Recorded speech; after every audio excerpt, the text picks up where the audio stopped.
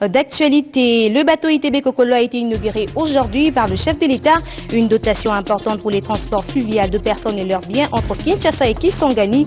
L'Office de port et des transports obtient là un outil indispensable pour sa relance. Couverture médiatique de prochaines élections. Tout est fin prêt avec l'accréditation des journalistes à la Commission électorale nationale indépendante. Il est demandé aux confrères un traitement responsable du processus au double plan éthique et déontologie. Ça y est, les léopards de la République démocratique du Congo viennent d'arracher la 3e place à la 30e édition de la Coupe d'Afrique des Nations Guinée équatoriale 2015 en battant les langues nationales du pays hôte au tir au but.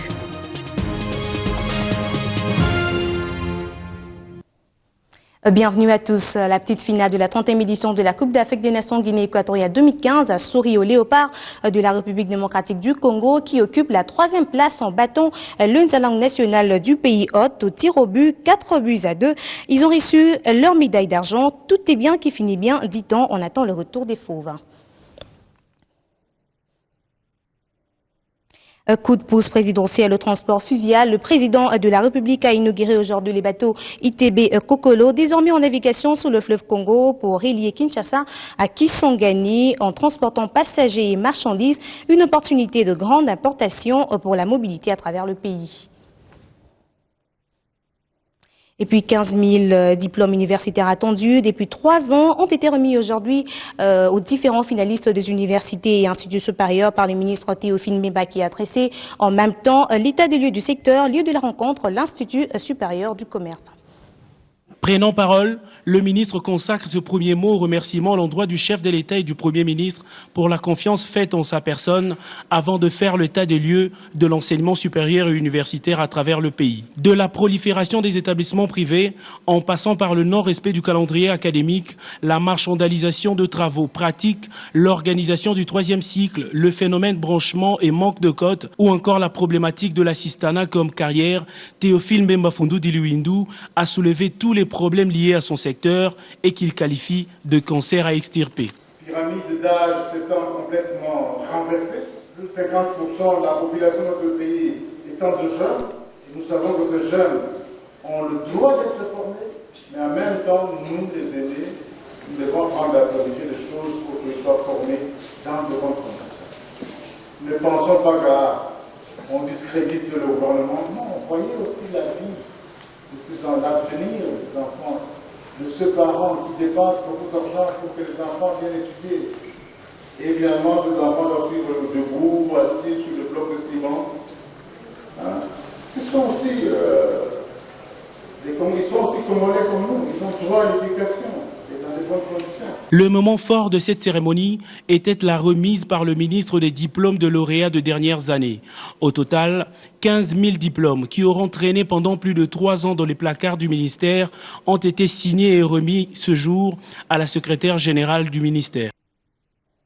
40 jours après la disparition de l'ancien gouverneur de l'Équateur, Louis Alphonse Koya Diallo, une messe d'action de grâce a été célébrée en sa mémoire à la cathédrale Notre-Dame du Congo. Différentes personnalités, tant civiles que militaires, ont répondu présentes. Cédric Ebondo. Cameroun, Burkina ou encore Sénégal, c'est autant de pays qui ont une nouvelle fois répondu présent à la réunion de l'Union des conseils des chargeurs africains à Kinshasa, 2 ans après l'Assemblée générale de l'UCCA qui avait porté la RDC à sa présidence. La réunion ordinaire de l'Union qui s'est tenue du 4 au 6 février s'est clôturée avec un certain nombre de recommandations. On ne pouvait pas sortir de ces assises sans certaines résolutions phares. Notamment, je retiendrai l'augmentation des cotisations, la mission à aller à Accra, la mission à effectuer à Accra pour aller s'acquérir de la non-participation et du non-paiement des contributions de la part du Conseil des chargeurs ghanéen, d'aider le Conseil guinéen dans ses difficultés, la convocation d'une réunion au niveau de l'Omaok pour essayer de booster l'harmonisation des bordereaux de suivi des cargaisons. Et nous aurons aussi à faire l'évaluation de cette journée à Douala en avril. Dans sa conquête du titre du meilleur chargeur africain, Le DG de l'EGFREM ne pouvait pas conclure le rapport final de ses travaux sans rappeler les ambitions de son entreprise. Notre union est en train de monter de plus en plus.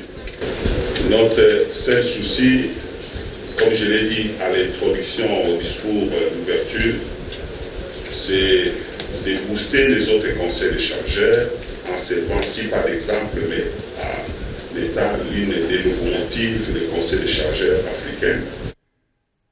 Vous avez plutôt suivi la réunion ordinaire de l'Union de conseil des chargeurs africains qui s'est tenue à Kinshasa du 4 au 6 février et s'est clôturée hier. Anatole Kikwa, directeur général de l'EGFREM et actuel président de l'UCCA, a présenté le rapport final au cours d'une cérémonie qui a eu lieu au siège de l'entreprise.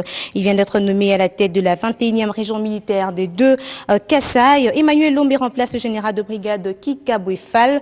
Il a tout de même reconnu en son successeur des compétences capables de défendre son poste.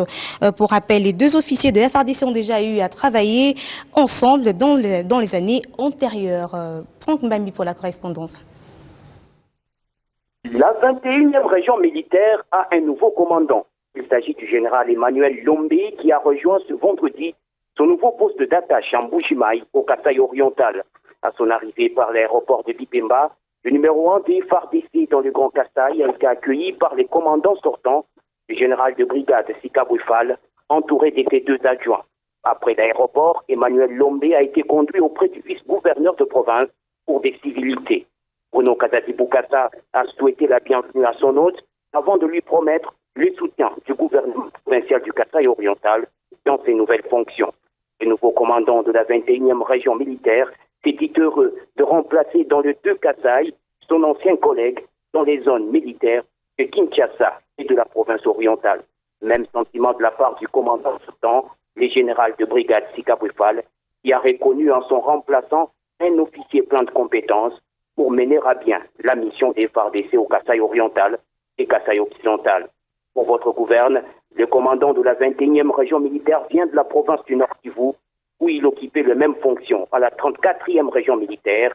Le général Kika Bouefal le remplace après avoir passé quelques mois à la tête de l'état-major de la 21e région militaire basée en Mbuji-Mayi.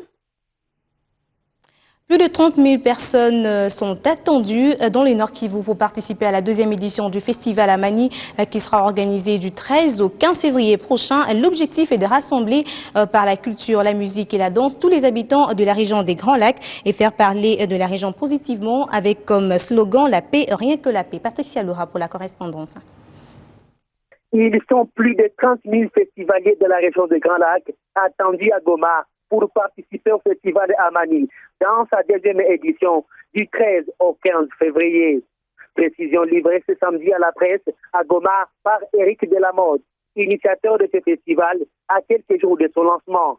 Pour lui, l'objectif principal de ce festival est de rassembler par la culture, la musique et la danse les habitants de la région des Grands Lacs, mais aussi faire parler de la région d'une manière positive autour de la paix retrouvée. Ce festival connaîtra la participation des artistes internationaux congolais et ouest-africains, Bill Clinton, Tiken Japakoli, Habib Koité, des artistes rwandais et burundais, ainsi que ceux du Nord Kivu. Tout enterrant la paix et rien que la paix. Éric Delamotte affirme que le monde doit avoir une image positive du Nord Kivu sur la paix et non seulement l'image des cartouches. Ce festival sera organisé avec le soutien de plusieurs partenaires, dont le gouvernement congolais. La CENI vient de clôturer il y a quelques heures l'opération d'accréditation des journalistes nationaux et internationaux pour la ville-province de Kinshasa. Selon les statistiques, 300 journalistes ont été accrédités sur les 400 dossiers reçus. Bibi Chungula pour les reportages. Tout est fin prêt pour la couverture médiatique des prochaines élections en République démocratique du Congo. Sur les 400 dossiers d'accréditation des journalistes reçus par la Commission électorale nationale indépendante, 300 ont été jugés recevables et sont en cours de traitement par la commission ad hoc. Au nombre des journalistes accrédités, près de 85 femmes. Débutée le 13 janvier dernier, cette opération d'accréditation vient de se clôturer officiellement ce samedi, après la ronde du vice-président accompagné du rapporteur et de la questeur adjointe de la CENI dans différents services. De ces 300 journalistes accrédités, il y a les 8 journalistes internationaux, il y a plus ou moins 85 femmes et 100 en plus d'hommes. Donc du côté genre, nous sommes en conformité. Cela a prouvé que dans notre pays, il y a un certain pourcentage de ceux qui se promènent avec caméra et micro sans être un journaliste en ordre avec la procédure réglementaire du pays. Pour les journalistes accrédités, l'on retient la détermination d'accompagner le processus électoral selon les exigences du métier. Mon devoir en tant que journaliste, c'est d'informer la population et je pense que je vais tenir compte de tout ça selon l'éthique et la déontologie journalistique afin que je remplisse mon travail comme il se doit. D'ailleurs, même déjà en avant, on avait parlé de ça avec la CENI et que les journalistes doivent remplir leur part de choses ainsi que la CENI aussi. Je suis de très près le processus électoral. C'est depuis longtemps que nous sommes désaccrédités à la CENI. Alors, la maison nous a renouvelé la confiance pour que ce cycle électoral de 2013 à 2016, que nous l'accompagnions. Après cette étape, la CENI va se tourner vers les provinces pour la même opération. Pour ce qui concerne le Kinshasa, c'est la formation des journalistes qui est attendue dans le tout prochain jour. Revenons sur les 40 jours après la disparition de l'ancien gouverneur de l'Équateur, lui, Alphonse Koya Diallo. Une messe d'action de grâce a été célébrée en sa mémoire à la cathédrale Notre-Dame du Congo. Différentes personnalités, tant civiles que militaires, ont répondu présentes. Cédric Ebondo.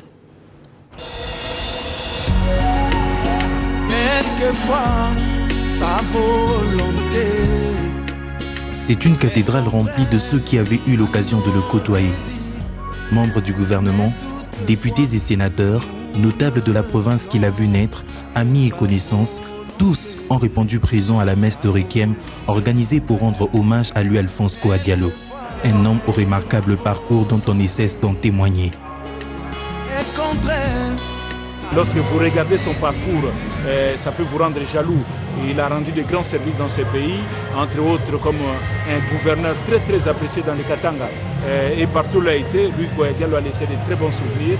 Et même moi-même, au niveau du ministère où je suis, j'ai trouvé de bons souvenirs de lui, Koya Diallo. Donc c'est un modèle qu'on devrait montrer à nos enfants. Koya Diallo, ce n'est pas un souvenir, c'est une fierté pour nous de l'Équateur et une référence pour nous. Ce ne sera pas un souvenir, il sera toujours avec nous. La petite finale de la 30e édition de la Coupe d'Afrique des Nations Guinée équatoriale 2015 a souri aux léopards de la République démocratique du Congo qui occupe la 3e place en battant l'une nationale du pays hôte au tir au but 4-2. Ils ont reçu leur médaille d'argent. Tout est bien qui finit bien, dit-on. On attend le retour des fauves. Et en judo, le président du comité sortant de la Fédération nationale congolaise de judo a reconnu par l'instance internationale de judo a annoncé la tenue prochaine des élections pour dissiper tout équivoque en ce qui concerne la présidence et la gestion de cette organisation. On l'écoute au micro de Félix Matoudi. Nous y reviendrons dans nos prochaines éditions. Fin de cette édition d'actualité. Merci de rester branché au programme de Biwan.